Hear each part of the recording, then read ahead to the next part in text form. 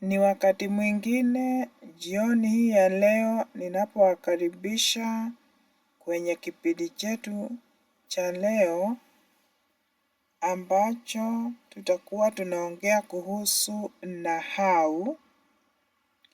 Nahau ambazo zinahusu mazingira. Karibuni ili tuendelee kujifunza. Tutatanguliza kwa kuelezea maana ya nahau. Tuseme kuwa nahau ni mafungu ya maneno mafupi yenye maana maalum isiyohusiana na maana za kawaida za maneno yaliyotumika katika mafungu hayo. Kwa kawaida, nahau huundwa kwa kitenzi pamoja na nomino. Baadhi ya nahau hizi ni kama vile kuangua kucha.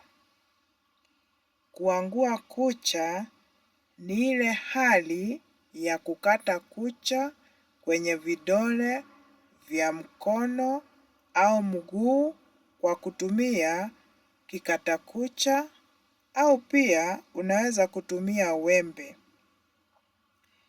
Kuna kupenga kamasi.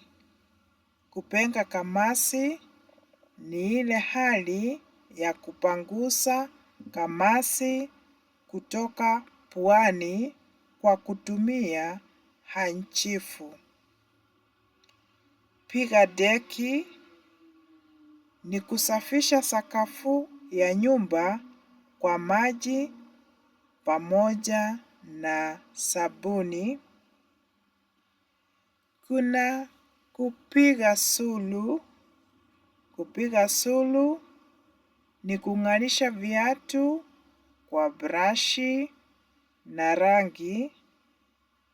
Kuna kupiga mswaki. Kwa kawaida, kila mtu hupiga mswaki aamkapo asubuhi, yaani kule kusafisha meno kwa mswaki na dawa ya meno. Enda msalani ni kuenda haja chooni.